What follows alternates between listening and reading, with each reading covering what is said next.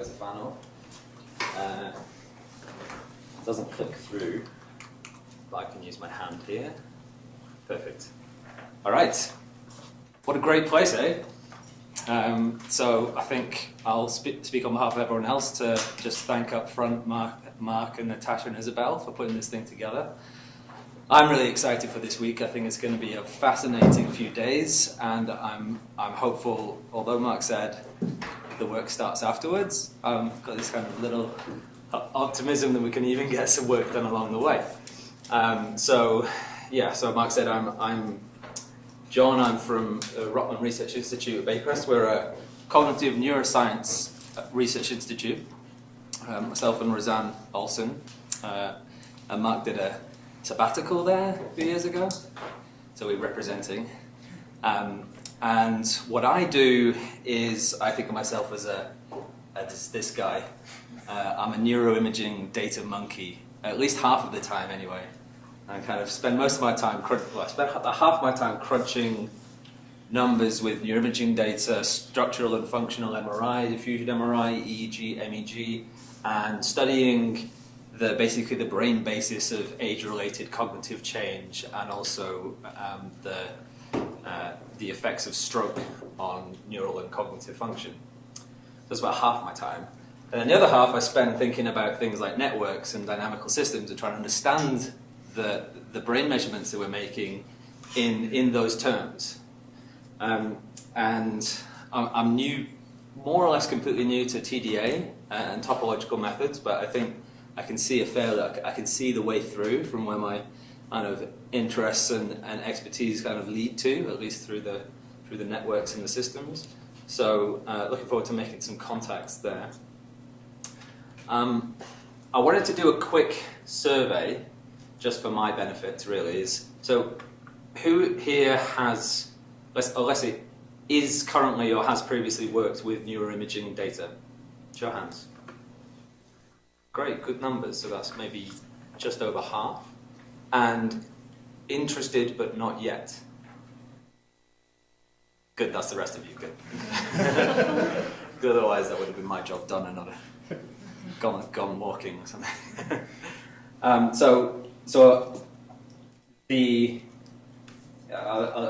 talk a little bit at the end of this talk about some of where my research goes in terms of brain network modeling, and I've got that in a few days as well with some of the other research talks, but today I'm in education mode. So today I've got two talks for you. I'm up in the afternoon as well, and there comes a pair. Let's get a timer on while I remember.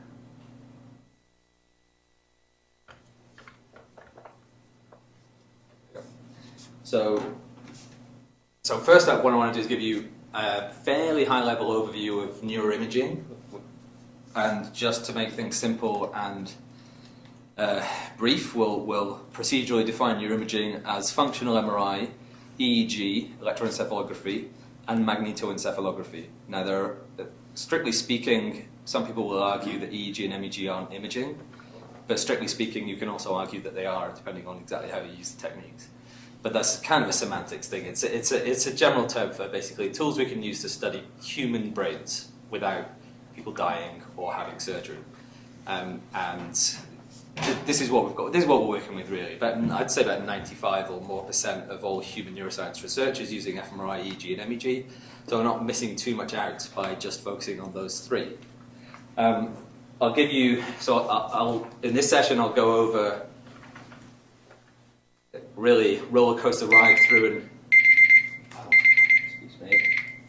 That was not Time's up. Thank you very much. Stopwatch. To start, I can give you a warning if you want. Okay. I just want to know where I'm at in terms of time. So is this all built in when it's going to give me a warning, or do we have that set up, or is it? Yeah, it'll warn you. It'll warn me. Yes. Okay. So today, first session, intro to neuroimaging, roller coaster ride. Hope you'll enjoy it.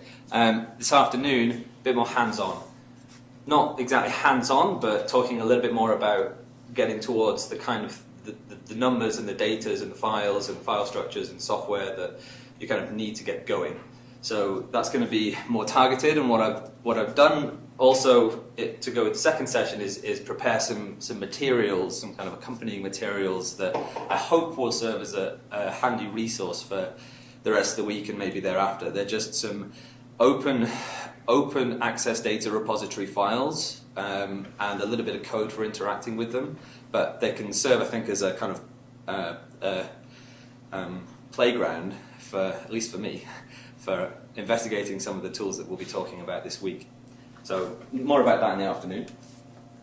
Let's crack on the intro.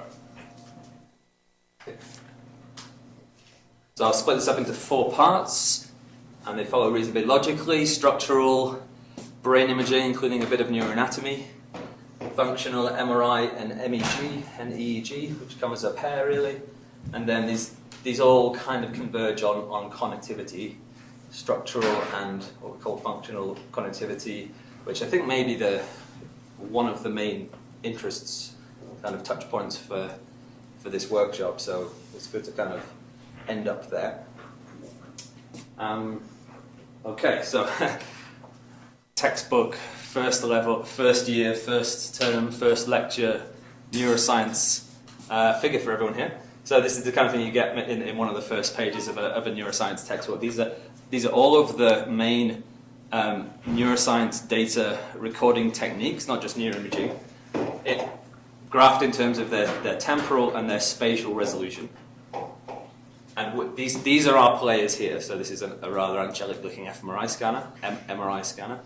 Electroencephalography is, you've probably seen these things before. Okay, it's a cap with electrodes, bit of conductive gel under the electrodes, and they record electrical currents on the scalp. And then this big beast is a magnetoencephalography machine. Some people object to call it a scanner. And what it has here, it does look like a giant hairdryer. There's one just three doors down from me. And basically, just above the helmet here, there's a dense array of magnetometers, which are exquisitely sensitive to magnetic fields. And they're kind of bathed in a vat of liquid helium that's a little bit further up here, with squint. So you sit in here, you stay very still, and it will record the magnetic fields outside of your skull, coming, hopefully, from your brain. So the main thing about this figure, obviously, is this kind of respective spatial and temporal resolution sensitivities of our methods. And you can see straight off, okay, so think lower is better to some extent. Then EEG and MEG do really well on the temporal resolution. You basically have as fine temporal resolution as you could ask for, as in it goes down far below the millisecond scale. And neural activity more or less evolves on a millisecond scale, dealing with the time it takes for a presynaptic cell to release some neurotransmitters, get absorbed by the postsynaptic cell, that gets accumulated and results in a spiking response eventually in the postsynaptic cell. It takes a few milliseconds. So we don't really need to go below 1 millisecond in terms of the temporal resolution with MEG and EEG, and that's generally what we do. In fact, generally in terms of the data that we record around 1 kilohertz sampling rate, 1 to 2 kilohertz. And in practice, then, that gets downsampled massively. We downsample that to 500, 250 hertz. And then after that, really, the signals that are of interest are generally almost entirely under 100 hertz and actually mostly under 50 hertz. So there's much more temporal resolution than we need, more or less, from EEG and MEG. They perform really well on that. What they notoriously aren't quite so good at is the spatial resolution.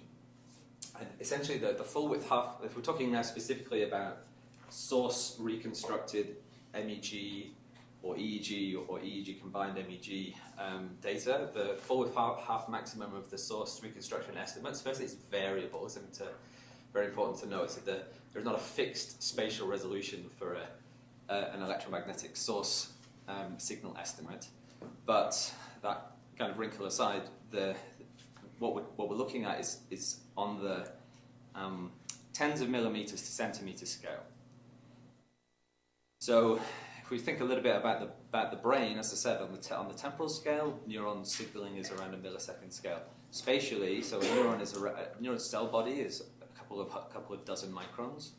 A cortical column, which is the 6 or 4 layered kind of patch of ribbon of tissue in the cortex. That's kind of up to a millimeter in length or width, depth, I should say.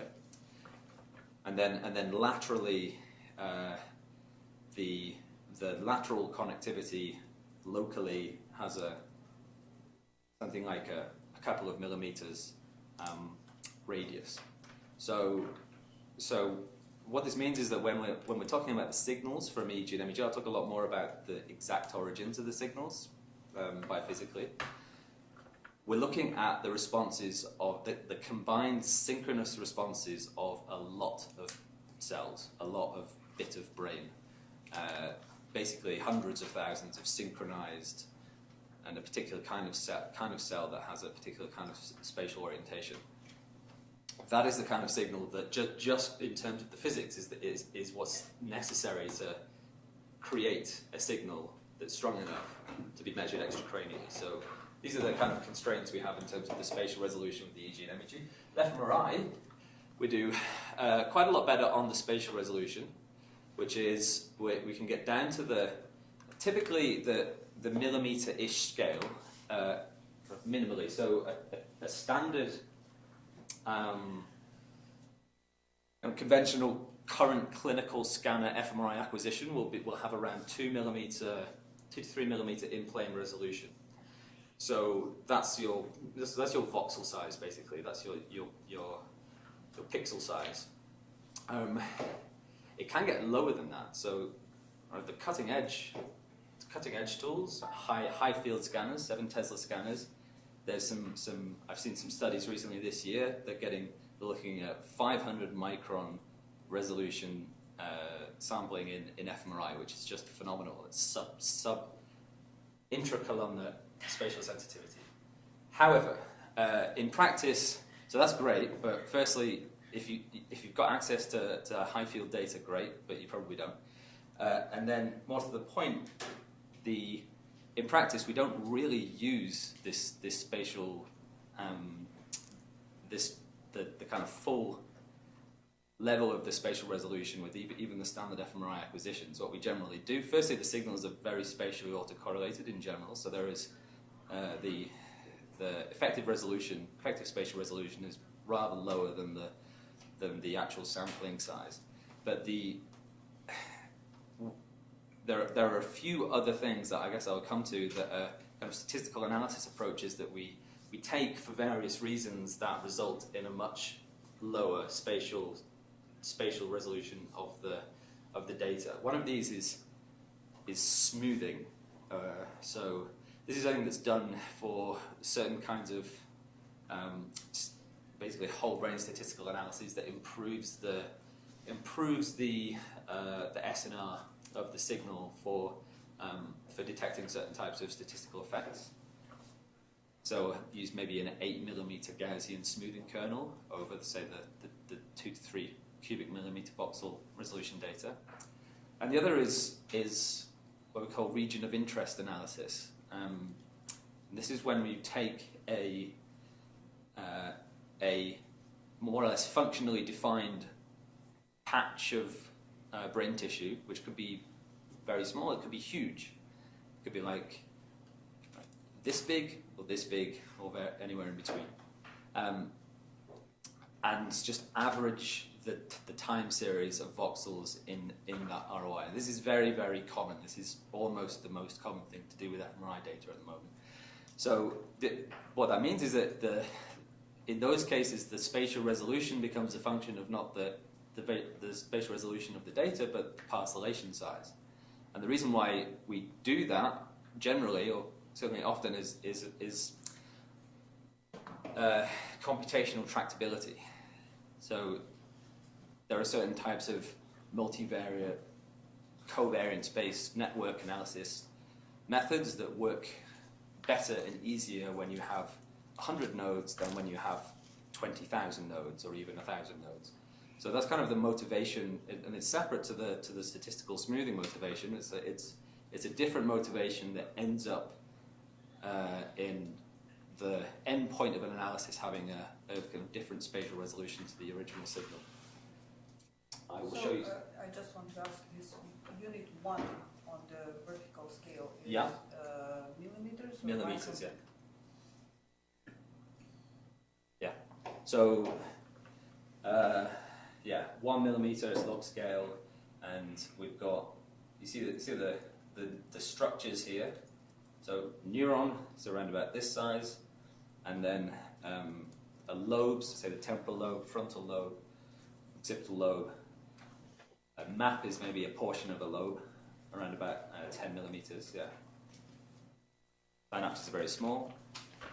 So the parcellation sizes, and I'll show you these in a second, they're going to be somewhere around this area, varying for fMRI and for MEG and EG as well. And then because we downsample to say 250 or 500 hertz, we're looking at spatial temporal resolutions from around here upwards. Okay, I'm going to crack on, pick up the pace. So first up, imaging brain structure. Now this is everything kind of is based on everything we can do, at least do with any degree of quality with functional imaging data is based on, it needs to be referenced to some structural templates. So it really does all start with the brain structure. So there are a few different, actually there's a growing and large number of different types of MRI-based brain structure measurements or tissue contrasts. Here's just 3, T1 weighted, T2 weighted FLAIR image. T1 weighted is the main one. T1 weighted is the most important one and probably the only one you'll ever need to know unless you're actually doing what I do. So what we've got here is the brightness is darkest in the ventricles. These are fluid-filled pockets. Brightest in the white matter because this is sensitive to hydrogen density, and in between in grey matter. So let me just explain what these things are. The ventricles are they're fluid-filled pockets that are in the middle of the brain, and they have various functions, one of which is kind of cushioning, one of which is something to do with metabolism that I don't quite get because it's kind of weird, but they do something or other that's more than just cushioning. There's also CSF, the fluid inside is called cerebrospinal fluid, CSF. That's also around the outside, and kind of the brain is just in a kind of vat of CSF, kind of sitting inside it. So we've got ventricles in the middle, and then we've got on all of this stuff around here now is white matter. The white matter is it's called white because the signal contrast comes from myelin, which is a cellular process that wraps axons and insulates them and improves their conductivity. And the interesting, I guess maybe a lot of you already know these things, but one of the interesting things, certainly a very important thing, is that most of the human brain is white matter. The proportion of white matter in the human brain is far increased relative to the nearest non-human primate relatives. And the white matter is the connections, it's the connectivity, the anatomical connections. These are the wires of the brain. They look kind of like a homogeneous clump on this kind of contrast. We can use other kind of contrasts that give a bit more kind of structure to it. But this is all wires, basically. Then the third thing is this really thin little crust around the outside. This is where all the action is. These are where the cell bodies are. This is the grey matter in the cortex. I'm being very cortex-centric in what I'm describing here, which may offend a lot of people. Subcortical structures here, the thalamus and basal ganglia and the brainstem, they're all somewhere in the middle. Kind of at the front. And then there's the big round stuff on the outside, the big round hemispheres. This is the cerebral cortex. It's by far the largest part of the human brain. So, and it has this gyrated structure. So we have this, basically this thin crust. It really is a bit like the Earth's crust. It kind of undulates around, and if you zoom in, then this is where the cell bodies are, this is where the neural signaling is, this is where the cortical columns are, this is where all of the neural computation happens, and this is where the signals that we measure with fMRI and MEG and EEG come from. Now, two other interesting properties of this which are relevant to some of the practical considerations I want to put across to you today is, well, here's that point I was making just now. So here's the same kind of image, a T1 weighted image in a coronal plane. What we've got here now is this white line is the boundary between the grey matter and the white matter. It's called the grey-white matter surface. And this is very important for analysis, and it's also rather important for just understanding this stuff in general. So if we zoom in just say here on this little chunk, this is what I was telling you just now. If you zoom in, and if you could do that, you would see something like this. You would see columns of oriented neural populations. This is these 6-layer columns, 1, 2, 3, 4, 5, 6, pyramidal cells here, and the interneurons in the middle. And that's where these are. That's kind of the main point I want to make here. Two other ones in terms of the macroscopic aspects of the cortical anatomy. Firstly, the cortex is actually, the cerebral hemispheres, they're topologically equivalent to a sphere, and this is very useful because this is what the best kind of brain registration algorithms exploit in order to map different individual subjects into the same space. So what we do is that algorithmically, the software packages do this. They segment the brain. They just do some basic image processing to find the boundary between these different tissue types. And then once they've identified this grey-white matter surface and also a second surface, which is the outer layer of the cortex called the pile surface, then they computationally inflate them onto and these are 3 sequences of that. So this little pattern here is actually exactly the same as the white thing here. I've just removed the brain to make it clear. So there's 3 stages of inflation. That's kind of physicsy, right? The original folded brain, then this is actually handy for visualization because it pulls the gyri out, pulls the sulci out. Sulci are the bits at the bottom of the fold. Say here, this is a sulcus, this is a gyrus, this is a sulcus, this is a gyrus, this is a sulcus. So if you inflate a little bit, then you can see stuff that's actually hidden if you just look at the lateral surface of the brain. You inflate more, you get to a spherical topology, and this is what's used for surface-based registration algorithms. What do the different colors represent? Yeah, so the colors are the sulci. They're the parts that are hidden. So you can see here the green parts of the gyri, the outer parts of the folds, and then the red parts of the sulci, they're the bottom parts of the folds, the inner parts. Green parts are the mountains, red parts are the valleys. Yeah, mountains and valleys. So the depth is not even... Sorry? There's no sense of depth, how far actually? Not in these representations, but you could add it if you wanted to. You could certainly add visualizations of degree of curvature, which is high at the because it seems bottom that the of boundaries are very, I don't know, you have very sharp boundaries between Yeah. the red and the green. Yeah. So this is a curvature metric. It's used for visualization purposes. It's not. It's just a visualization tool at this point. It isn't an. Yeah. The intuition is that the brain is so tightly packed that the green stuff is the surface. If you actually held the brain in your hand, that's what you'd observe. And everything red is folded up and hidden from view.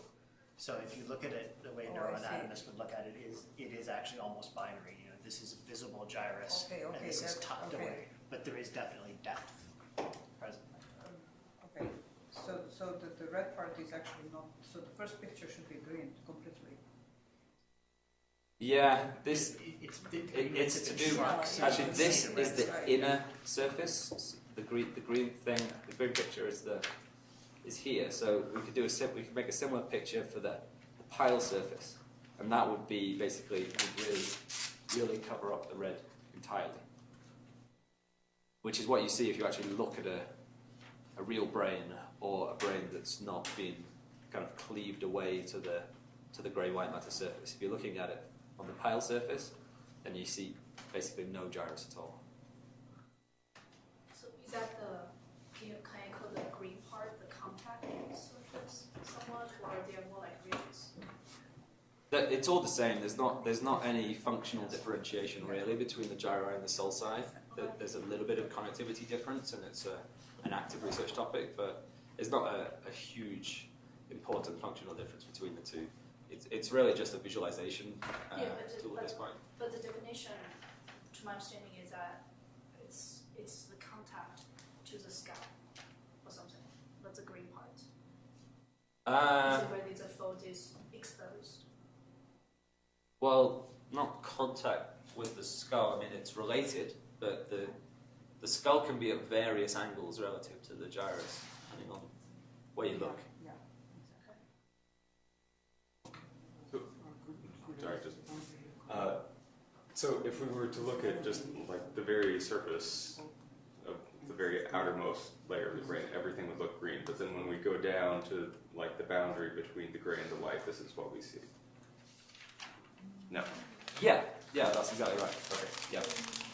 I can show. In fact, I'll show you exactly that this afternoon to kind of clarify that for everyone. The green isn't on the boundary between the grey and white, as the green really is different than the red. It's not in terms of contacting the white. It's all on the boundary, they're all on boundary. but it's whether it's at the gyrus, the peak or the trough, So this is ridge. the ridge. Yeah. That's Yeah. Yeah. Okay. Yeah, the mounting versus the valley. It's kind of like crumpling up a piece of paper and then just rolling the outside in green paint. That would all There be you go. green. If we painted that would all be green. In the ridges there is where the red is, but you'd actually have to go in with your hands and pull the ridges apart there to see the red. Is this actual brain image? That's an actual red. That's a healthy brain. If you have an atrophy brain, you could see the red. Yeah. Way too much complexity. Sorry. So this spherical topology is interesting. Yeah. Yeah. I'm going to push on now. It's useful computationally, and another part of this, which we'll come to, is that the method of developing the boundary here uses surfaces, and this leads to one of the main data the main kinds of data that we work with is we either work with volumetric data, a 3D block of pixels, or we work with surfaces, which have locations in 3D space, but they're essentially 1 or 2 dimensional objects. So that's the grey matter. Then the white matter, just to kind of hammer this point home, is this is a bundle of wires. Now we can actually see these if we use a different kind of tool called diffusion MRI tractography, which is a very nice application of the MR technique, and it allows you to basically identify the spatial trajectory of the axonal fiber bundles that interconnect the different parts of the functional brain tip. The functional is in the grey matter on, say, this cortical region and this cortical region. Or, for example, you can see here this round arcing bundle here. It's called the arcuofasciculus. It hooks up the posterior temporal cortex to the inferior parietal, motor, and frontal cortex. So there's these canonical fiber bundles that are, or to put it another way, the white matter is not completely lattice-like. There are stereotyped trajectories that certain axons take from one location to another, and we can identify these using non-invasive imaging as well. But I'm not going to talk so much about that today. it's just another quick comment on the cerebral topology thing, is we can actually think about these kind of like a world map. There's one of these for each hemisphere. This is the medial and the lateral and the medial surface. So we have two of these, or like 4 brains here. 2 of these, then lateral and medial for the right hemisphere. You can project this onto a world map and then think of this as a continuous or contiguous topological object. And there's some interesting neuromodeling that can be done with that, which I've done with some colleagues from Sydney. And this is really fun as well, but I'm not going to go to it now because I'm running a bit low on time. But this is maybe sure. If you want to browse to something on your laptop, if you're getting a bit bored, go to Google Gallant Lab and Sulkai Jari. It shows you this cortical inflation as a really neat kind of manipulable movie, and it kind of really hammers the point home. So, penultimate point on brain structure. I've already indicated this, parcellation. So parcellation is a technical term that we use for brain regions, or a map of brain regions. You might have heard of Brodmann areas. Parcellation schemes are essentially 21st century Brodmann area maps. So what we mean is we're basically going to label different parts of the brain as ideally functionally defined, but certainly at least just give them a label so that we can treat them as individual units in terms of, say, averaging the activity signals, or pulling together the anatomical connections, things like that. And one of the key characteristics of the current landscape of the developing art of brain parcellations is this question of scale. So this is actually a kind of canonical atlas that is more or less similar to the number of regions and the spatial size of the Brodmann maps from 100 years ago. For example, superior temporal lobe, medial temporal lobe, inferior temporal lobe, occipital cortex there. Is that inferior parietal? Superior parietal, motor cortex, so cerebrosensory cortex, motor cortex, left inferior frontal cortex. Okay, so these are all kind of identified parts of the brain. When you start increasing effectively the spatial resolution, or increasing the number of parcels, then we're now subdividing anatomical structures that have a classical anatomical definition into kind of segment 1 of medial temporal cortex, segment 2 of medial temporal, segment 3. It's not quite so clear what the anatomical definition of fine resolution parcellations should be. This is one of the reasons why it's a tricky kind of problem. Is we don't really know. Well, there are a number of different approaches to try and come up with the best, most appropriate, functionally or non-arbitrary high resolution parcellation scheme. But this is very important to know, is the variation in terms of parcellation schemes, because this is a point that one of the main points I want to get across to you guys is, in practice, if you're going to be working with neuroimaging data, I guess some of you probably already know this, you're probably going to be working with region of interest time series from parcels like this, or from something similar. So this is probably going to be one of the main features of the kind of data you're going to be interacting with.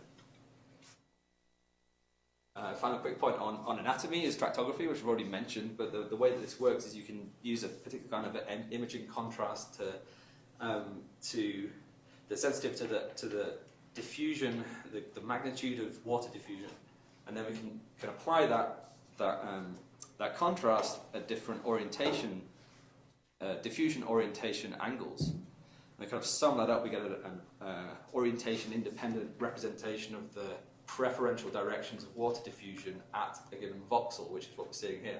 Then we can do is basically thread a streamline through this orientation field, and that's how we get these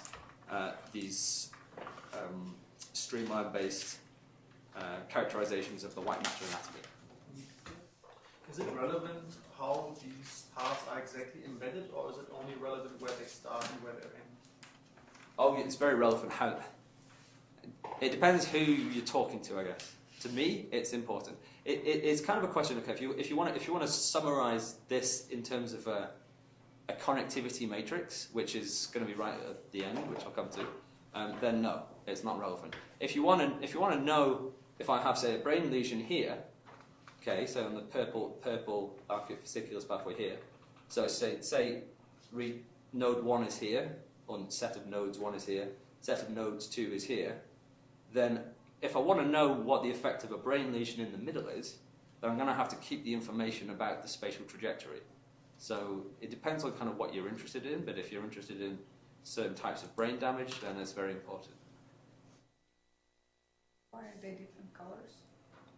These are different fiber bundles, so they're also kind of classically defined, like the Brodmann areas, so the actually older than that, so 150, 200 years ago, there were guys doing post-mortem dissections and saying there are a group of fibers that seem to cohere, that go from temporal to frontal cortex. This is the archifasciculus.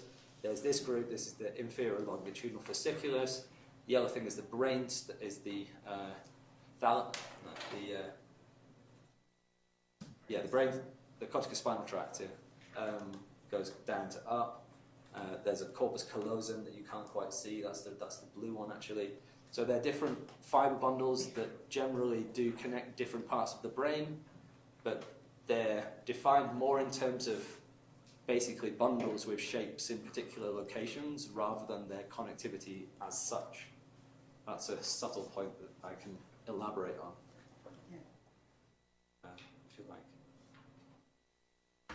Yeah. So I have one more question. So on the one hand, we have these fibers that are connecting different regions of the brain. And on the other hand, you have this tensor which describes the way water is moving. Are those two somehow correlated? Say again?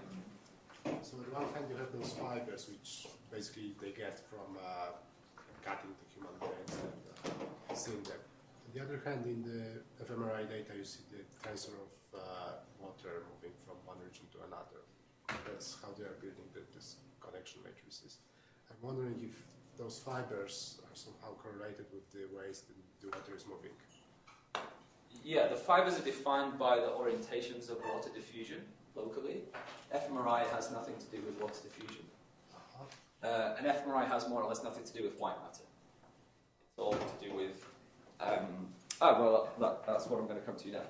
But okay, I guess the question is, do we learn anything new from that picture if we know the bundles already? Yeah, thank you.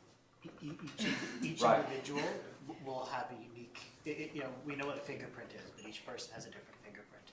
So we know what the major bundles are. The anatomists 200 years ago defined, here are the major, but then for each individual, it's going to be different, and especially in cases where there's pathologies. This is a major current research question, is structure-function relationships.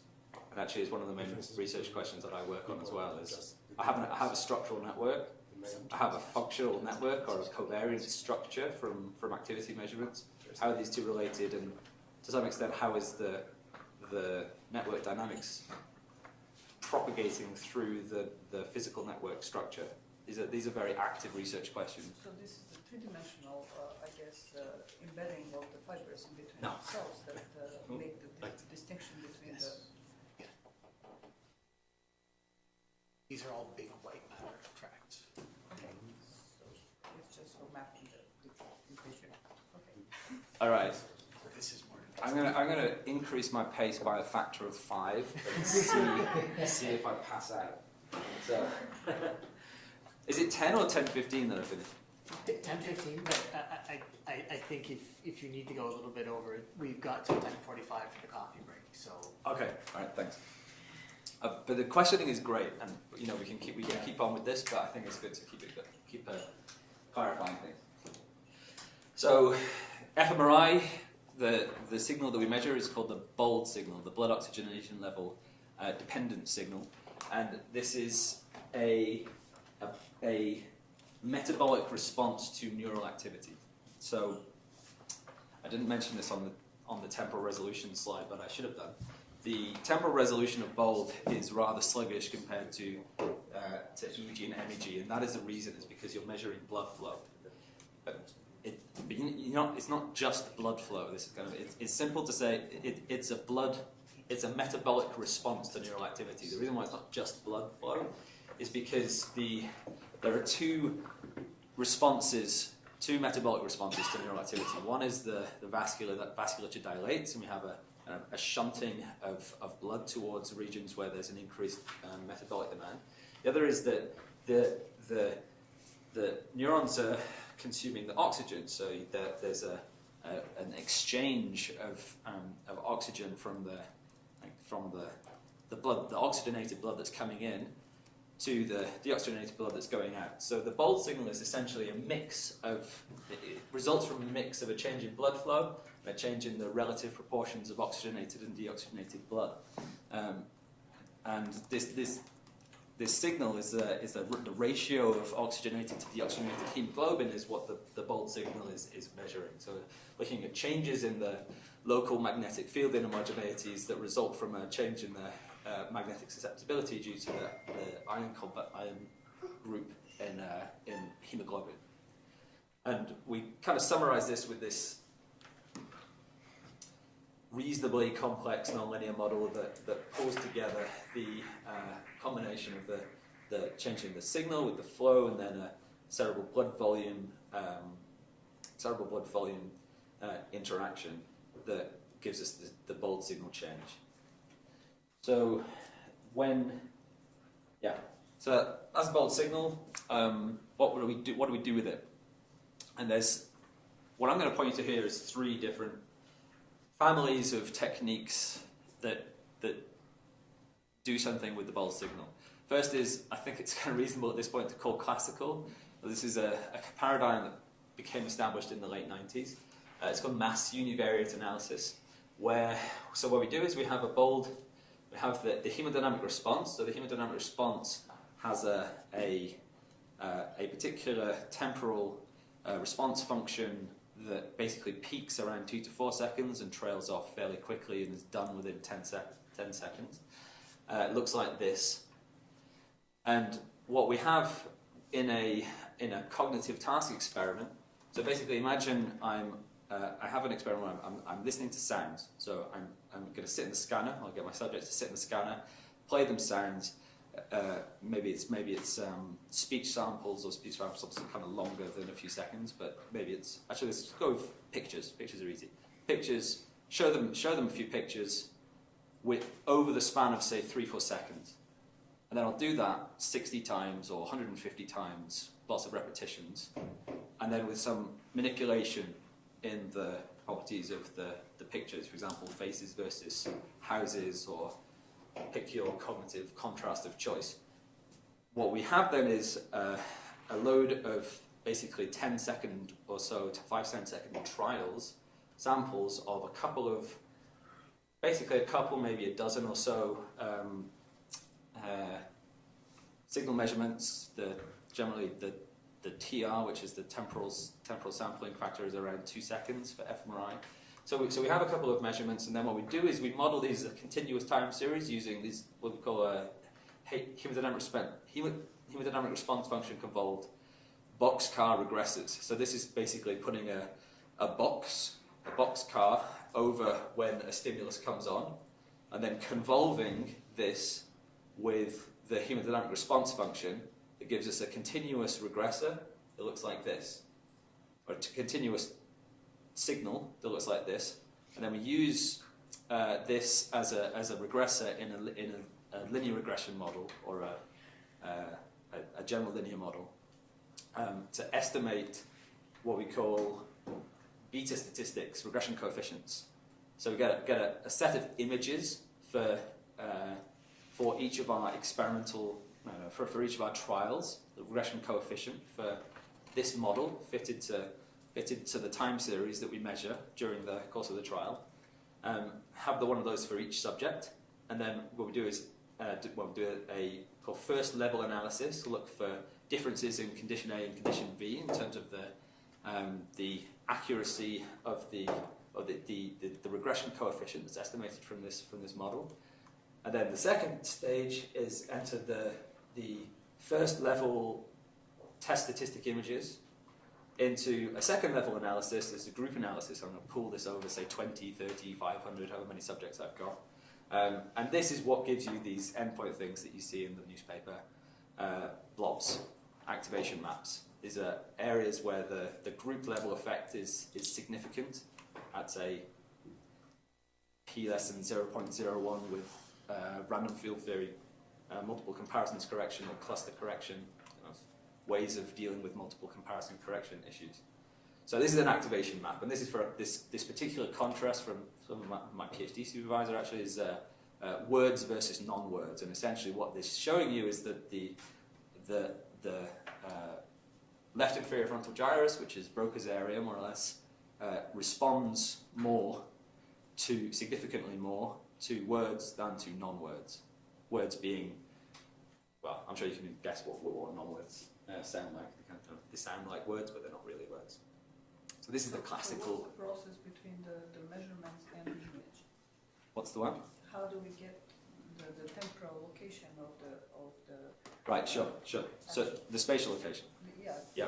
So special, that's what I meant.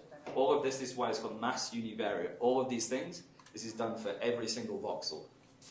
So with the fMRI, what we'll generally have is probably a couple of thousand or a couple of 100,000 voxels, and this procedure is done separately, independently for everyone. So it's a mass univariate analysis. I could pick one time series. I could take the time series from one voxel and show it kind of explicitly, but we do it kind of all at once and then kind of summarize them in terms of images, block them up into 3D objects. Is it always the case that you actually get one region, or does it happen that you get isolated voxels also with high value of this? Well, if you get an isolated voxel that's completely separate to any others, then that's generally considered to be an artifact. Okay, so basically this is already an image after some pruning. Yeah, well, so there's a smoothing that I mentioned at the start, so that improves that would remove like isolated voxels. Then at the second level analysis, we generally use what's called cluster-based multiple comparison correction, which uses spatial clustering as a criterion in assessing the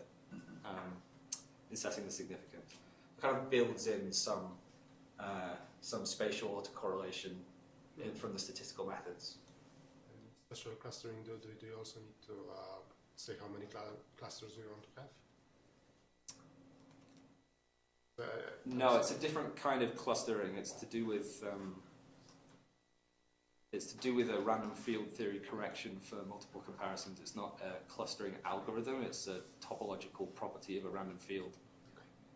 You might want to just clarify that those images were not created by any sort of parcellation scheme that you introduced before. Exactly. This is actually computed on every voxel in the brain, and then they see which voxels survive a certain statistical threshold, and generally they'll cluster together. But you can see that cluster might map onto one of those regions that you showed before. Exactly right. So actually, I'm still trying to process these different pictures on the right. Sure. The first image is the signal stress of stimulation. This one here. Left, yeah. So this is a binary, we call a boxcar regressor. It just says when the stimulus is on and when it's off. So I said that I have, say, 150 trials, but I'm actually going to treat them as a continuous time series. And I'm going to indicate and there's some delay between different trials. So basically, there's a continuous time series, and there's a period when there's a stimulus on and when it's off, and we put a 1 when it's on and a 0 when it's off. And then the first rows on the right is it's event related. Yeah. So I didn't actually explain this, but this is a two different kind of designs you can do. They're actually experimental designs that have to do with how you organize your trials. So the block design is I'm going to take my pictures and I'm going to show say 5 or 10 pictures from condition A sequentially, and then actually treat those as because the HRF is so slow. The idea is that if you put together, and if you see this here, right? So if you put together several, actually this isn't showing it very well. if you put together several sequential presentations, then the sequential HRFs, they accumulate. You get basically a continuous, say, high line here, and then that drops down if the boxes are closer together there. So that's got a block design.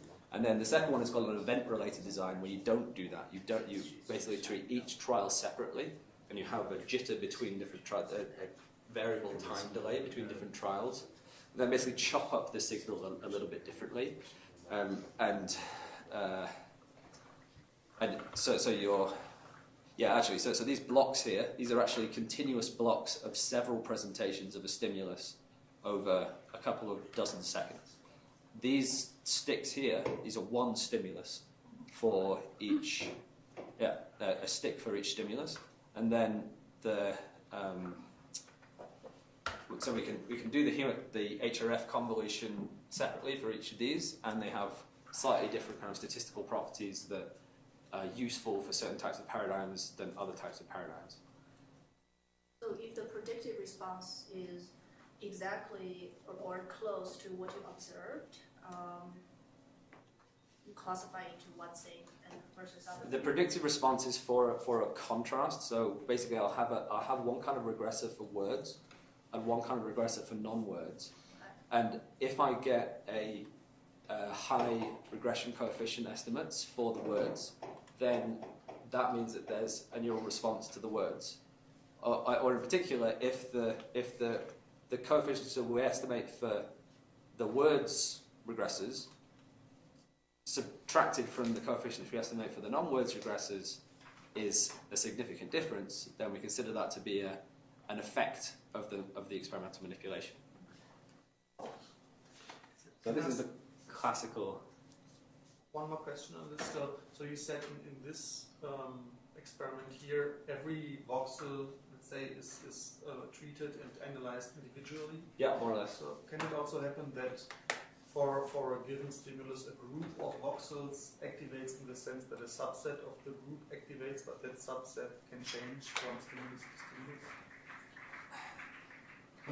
I mean, it doesn't suffice to look at every voxel individually, or is there also group action going on? Well, we wouldn't capture group action in this, not in a multivariate sense. It's mass univariate. Yeah, what you're getting at is that the voxel in all of the people's brains that are in that experiment, they have to activate together.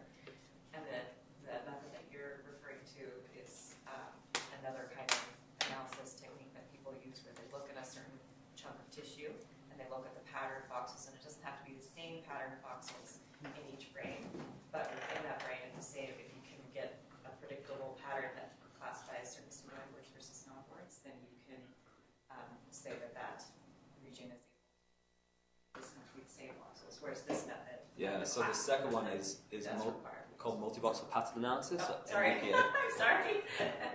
And there are a few different flavors of this, but generally speaking, we have follow the first steps the same. Estimate those regression coefficients, so we kind of get a response to stimulus estimate for each trial, and then do something different after that. Rather than doing the mass univariate analysis at the individual and the group level, do a multivariate analysis at the individual level, which is something like taking a local patch of voxels, and the size of the patch is variable, but it will be maybe a couple of dozen or a couple of hundred, and looking at some, and there are a variety of approaches, but some multivariate characteristic of that patch, and then essentially treating the centroid of that patch as, or at least visually representing you move the patch kind of smoothly over the entire image, and then summarize the accuracy of the multivariate model at the centroid of the patch. So you end up with just a scalar image like you started with, but now you're describing essentially a local multivariate information coding pattern. It's called multivoxel pattern analysis. There's lots of different flavors. It's very popular. It often has greater sensitivity than general linear model analysis. And it's pretty cool. But we'll leave it at that for now. And So the final one, which is also very important to know, is the resting state. So if people didn't know this already, here is a useful fact. The most important thing to come out of neuroimaging in the last 20 years has been the resting state, as in the kind of discovery, quote unquote, and experimental characterization and subsequent investigations of this extremely simple experimental paradigm where I say to someone, sit in the scanner, don't fall asleep, stay still, and just think about whatever you want. Variants on those instructions, the don't fall asleep and stay still, that's the same for everything. And they don't always follow those instructions to the letter, but the main thing is there is no explicit task instructions. And why is it, like what and why? Well, okay, resting state, what is it? You could say it's an experimental paradigm, like I just described. You could say, from I guess an ontological perspective, it's what the brain is doing at rest or in a non-externally driven, non-external task-driven state.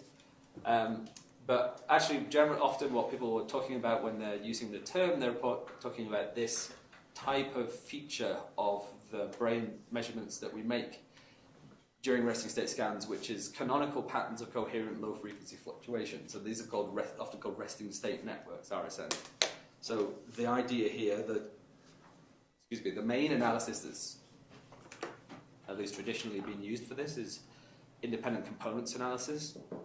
So take the image voxels like we saw before, but rather than doing the GLM statistical analysis approach with the task design, because we have no task now, just feed it into an ICA and and say, give me 20 components, and then look at the corresponding spatial and temporal maps, or spatial temporal expressions of the components that the ICA spits out. And the cool thing is that it works really well. It works really well, and it's really robust. And why is it so popular? Well, I think it's at least in part a scientific thing and a sociological thing. It's so easy, right? If you have firstly, a lot of people do neuroimaging. They're not like Rosanna and I. They're not experimental psychologists by training. So all this stuff about task designs and visual contrasts and stuff, they don't care about that. So that makes their life easy. More substantially, they're often, say, working with patient groups who have trouble following detailed task instructions, like press a button when you see visual change or something like that, or when you press it. You often have a button response even when you're not interested in the button response, just to keep people awake. But things like that, or even just stay still and don't move. Like certain patient groups, they can't follow these instructions. It's sort of easy for them. So just having a very simple task paradigm is extremely powerful from a clinical point of view. And then, but I think the most interesting answer to the question of why to do this is that there's actually information in these patterns, or the patterns that you get when you do this data-driven, kind of model-free, if you like, analysis of the covariant structure of the fMRI signal. The maps, as in the component patterns that you get, they actually correspond pretty nicely to the kind of component, the kind of maps that come out of the task-based activation paradigm literature that comes from the methods that I was showing you just now. So this is an example of this. Is a really cool study by Steve Smith and colleagues from a few years ago, where they did the resting state ICA analysis that I just described, and then they did, as a comparison to that, they took a database of activation maps. It's called Neurosynth. You can go on it. You can get useful information from it, and it's lots of fun.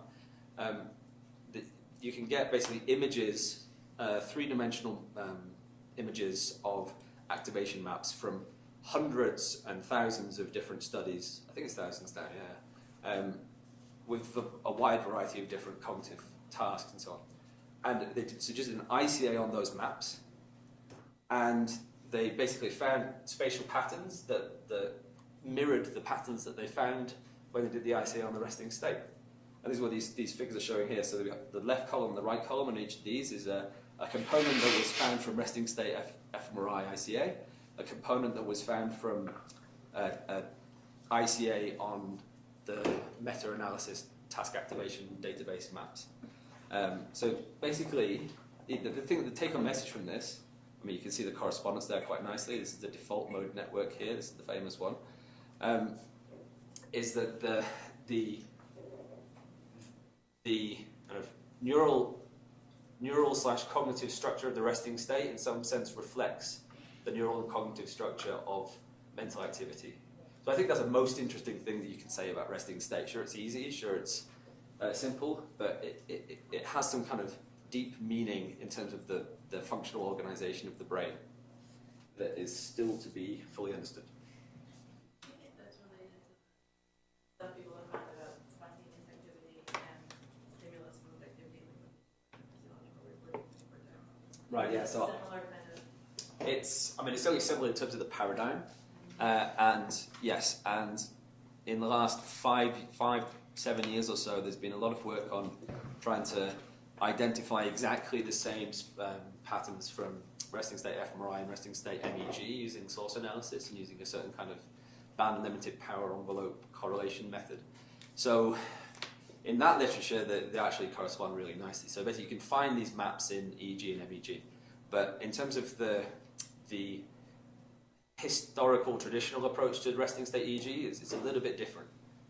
At least in terms of these canonical resting state networks, they're not a feature of what we understood about this before we looked at it with fMRI. But there are certain aspects of resting state EEG and MEG definitely that I've not gone into for simplicity purposes as well, to do with brain rhythms, alpha rhythms, stuff like that. If that's clear. Okay. I didn't really do a very good job of picking up the pace, but I'm like halfway through. But so we've got, so that was fMRI, that was brain structure. Now EEG and MEG. EEG and MEG, as I said, it's electrical, extracranial electrical and magnetic fields. This is the signals that we're measuring in. Where do they come from? They come from postsynaptic responses in primarily cortical pyramidal cells. So what is that? Cell A and cell B. Okay, cartoon picture, because this thing is probably about 1,000 times longer than that, the axon. So cell A fires, releases some neurotransmitter here. Cell B, the vesicles on the postsynaptic cleft, the ion channels, they respond to the secreted neurotransmitter. That induces a postsynaptic response, a postsynaptic change in the membrane potential, the transmembrane potential of the receiving cell. And then if these accumulate, so this is now over time, and then we have a kind of volley of postsynaptic responses, as I just described. They come on and then they die, they come on and then they die, but if then many of them come at the same time and they accumulate sufficiently, the cell fires. That's an active potential, that's a spike. What we're measuring with EEG and MEG is not the spike, it's the postsynaptic response. It's basically this, or these little waves here. So the reason for this is because, so here was, I just orient you to where we were before. I showed you this picture. If we kind of zoom in on a little box of the grey matter tissue there. What we've got here now is, and this is a cartoon, this isn't a very accurate representation, but there is a type of cell in the layer 4 and 5 of the cortex, but a pyramidal cell that has a particular kind of spatial structure. They're long and oriented, and then lots of cells bunch up and orient together. And then they receive inputs from local and long range kind of input cells. So when there is a large kind of spatially extended volley of inputs that I was describing just now, and they accumulate sufficiently, then the postsynaptic responses in basically all of these aligned cartoon cells here accumulate, and they generate electrical fields and magnetic fields orthogonally that are large enough to propagate out through all this massive messy tissue up to the places where we record the signals. And this messy tissue is more awkward for EEG because it has an inhomogeneous conductivity, so it really messes with the spatial distribution of the electrical field propagation. Not so much with the magnetic fields. This is the origin of the signal. We call these mesocurrent sources. mesoscopic in terms of neuroscience. It generally is on the cell population scale. So if I come up, kind of hundreds of thousands of cells on around about, say, a millimeter scale. That's more or less what mesoscopic means. Different people have different definitions of it. That's a prettier picture of the cortical column I was showing just now. And that is showing what I just told you. So there's a little bit more to it in terms of the propagation of the ions when they come into the cell, and they induce these loops because they kind of come in here, and then there's a gradient, an electrical gradient. Sorry, yeah, an electrical gradient.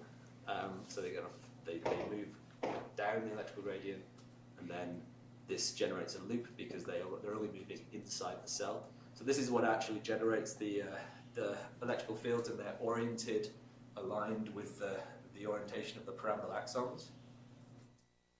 This is kind of fine details. And then, as I was saying just now, well, sorry, right back at the start. So now this is a gyrus. So remember we were talking about the folds and the hills and the valleys. This is a gyrus. There's a sulcus kind of hidden away, cut off there. That depending on where the cells are, because the cells are at every point on this thin band here. Okay, actually you see here, there's some little arrows here. So that's where these cells are. Okay, and then, or some cells will be there, some cells will be various points along here. So then depending on where they are, the orientation of the electrical field that's generated will be propagating in a different direction relative to the skull. The skull is somewhere here. Okay, and the skull is round, right, and the gyri are all over the place. So the orientation of the cells relative to the skull and relative to the gyrus varies with the location in the cortex. And the signals that we generally get at the end of the day when we look at this is now from an EEG cap, we have basically a dipolar structure here with negative and positive potentials. So they tend to produce kind of gradient maps of this kind on a set of topography. And then when we look at these, look at say the time series for average responses over several trials, kind of similar to what we were doing with fMRI, but we're not doing the statistical regression model at each trial. We're just literally averaging the signal on each face, so say words and non-words, average the, say, 1,000 milliseconds of neural response after hearing a word, 1,000 response after hearing a non-word, so have a 1,000 millisecond vector of average response. That these then generate what we call these evoked response components, which I'm showing you here. I'll show you more on the next slide. But this is a sensor topography distribution of these. It's kind of the front of the brain, the left, the right, the back. And we get these damped waves. These are what the evoked responses look like when you average over many trials. This is what is a kind of cleaner representation of it. So this is a load of EEG channels just stacked up. And then what we've got here is now two different experimental conditions. And what we're looking at, this is slightly better, showing a bit clear here. We're looking at, with the ERP technique, excuse me, what we're generally looking for is differences in the magnitude or the latency of the evoked response components on one or other inflection of these damped wave responses that come from the neural response from the onset of the stimulus. So these are called ERPs. They have names and labels according to when they occur. So this is positive and negative, positive, negative. Don't ask about the P's and the N's, it's completely messy, but basically it's early responses here, then a later response around 300 milliseconds. The 3 is actually refers to 300 milliseconds, but the nomenclature is all over the place, so don't ask why. But basically we have these kind of damp wave responses that have a slightly different shape for different types of cognitive function, different stimulus types. Now, that's not the only thing. This is by far not the only thing we do with EEG and MEG, but it's historically one of the most popular ones. Another one is frequency and time frequency analysis.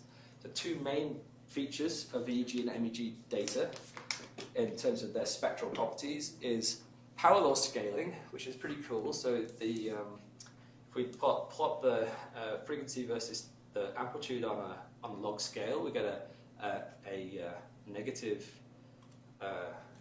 linear straight line with an exponent of around minus 1.5 to minus 2.5. Kind of varies for different trials, different cognitive states.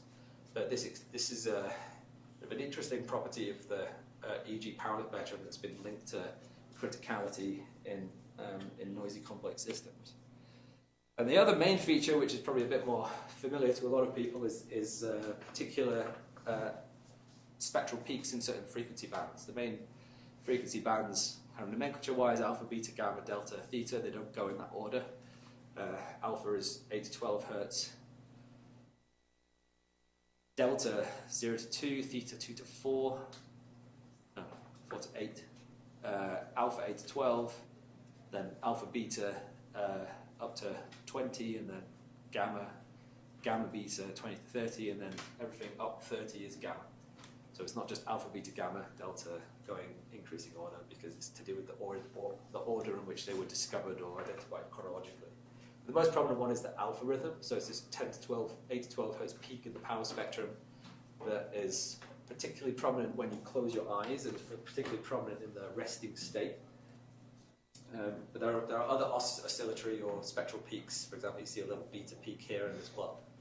So these are kind of things that are studied in terms of the spectral properties of EEG and MEG data. And this is just a nice example of an anesthesia study where the response, the alpha power, the frontal alpha power decreases as a increases as a function of anesthetic levels in propofol anesthesia study. So you have basically more alpha rhythm when you're more anesthetized, and your sensory reactivity is lower, which you can measure with the ERP method as well. So these are the kind of things that you can do and that people do with spectral responses in the EEG and MEG signal.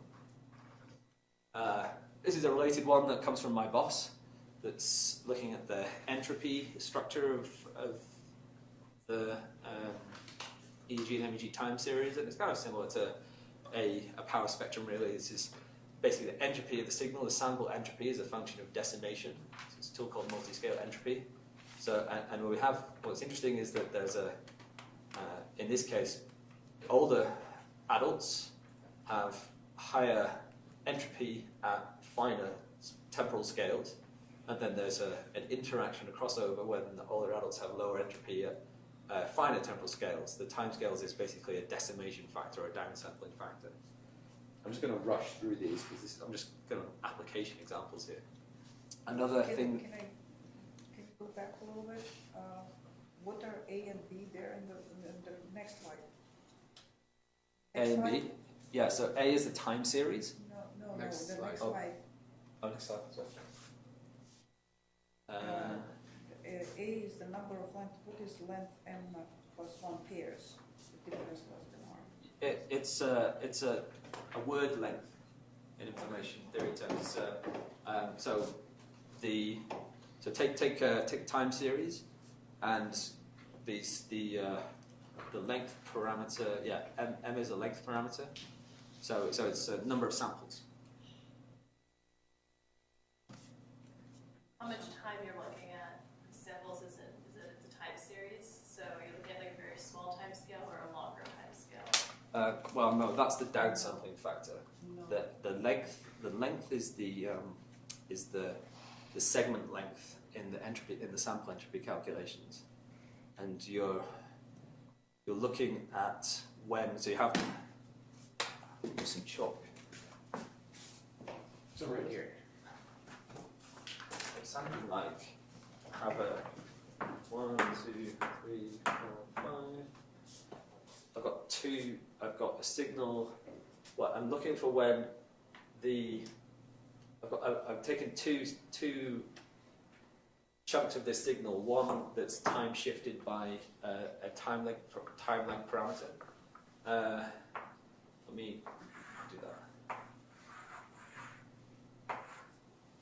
How do you form a word? Yeah, so a word is the segment of, say, length 2 here, and then we'll do length 3. And what we'll do is we'll start from this point. Actually, we'll define a tolerance, and we'll say if it's close to that, so and we'll have to have some more that go into this, down to here. So this is our starting point. We're going to now count forward through the signal with kind of a moving window, and count and find when there's another sample that matches, that's close to that sample point with some tolerance threshold. And then when we find that point, when we find a point that matches it, we'll then see if the next point also matches the second point from our starting point. So we're looking for the number of times in which there are sequences that correspond. What do a symbol in a word mean? What does a symbol It's mean? so it's amplitude. Okay, are those P's and N's? You form a word out of the P's and N's? P's. P1, P2, N1. Oh, no, Taking the it's raw just time signal series. amplitude. Imagine you're discretizing the time series. Well, it's a time series, so it's discrete. But the underlying physiological signal presumably is. Probably not. You don't quantize? We downsample. You downsample, but I thought you also quantized. You mean it doesn't matter? You have to inherently, that's your sampling rate, right? You know, you're Yeah. measuring an ongoing analog signal, you're digitizing it just by recording it, right? So Yeah. it's just zeros and ones? No, it's continuous values of But taking it signal at, amplitude. taken at periodic points, like X samples per second. It's discrete in time, and then the amplitude's like between 0 and 256, or 0 and 255 if it's an 8-bit sample. It depends on the Yeah. hardware you're sampling by. But you could quantize that. Oh, you mean bin the amplitudes? Yeah, exactly. You bin the amplitudes. Yeah. Yeah, okay, so then we do quantize it. So Yeah. it's discrete set. It's a symbolic dynamic problem, really. Right? It's a I discrete understand set. it is, I'm just And each not- symbol is an amplitude. Would that be a word of length 2, since you've got, similar? Yeah, I think it's like 0. You start with 0, and then you do something different for the first one. But in my example there, if we find suppose we then had So the a symbols are corresponding just- match of like 3. Okay. It's either the length of 3 the or pattern, yes, length. maybe, Yeah. maybe minus 1. It's either m or m minus 1. So this is again another a signal processing approach that's been applied to the EG and MEG time series data. It's kind of similar to frequency content, but not exactly the same. Another quite commonly used approach is time frequency responses. So now we do a time frequency decomposition of the signal with wavelets or with Hilbert transforms. And there are two versions of this. One is called evoked power, one is called induced power. So, and this is just to do with when you do the average. We have many trials. Okay, so this is now a trial with 1.5 seconds. So we've got 1.5 block. So you can either do a time frequency decomposition on each trial, and then average or do a statistical analysis over those kind of 2D blocks of frequency, time by frequency, amplitude values, or average the signals and then do a time frequency decomposition of that. So these are two approaches that are used to identify different types of oscillatory activity in EEG and MEG signals. I've got 2 minutes, and they differ in terms of how they are able to pick out time-locked versus non-time locked oscillatory responses. Okay, so source analysis is a very important tool that we use to go from the EEG and MEG signals, sensors, to the brain. And what we need is a T1 weighted MRI image, a high resolution kind of map of where the anatomical locations of the signal generators are likely to be. And then there are a few approaches that I don't really have time to go into details, that doesn't really matter right now, that are just statistical approaches used to identify the generators of the electrical and magnetic responses. And yeah, let's just skip through them. But what we end up with is things like this, is at least for distributed inverse source models that use the cortical surface mesh as the... So in this approach, what we do is you take the mesh that you got from your T1 image, which I showed you at the start. I didn't show you a mesh, but I showed you the kind of the surface that you produce from that.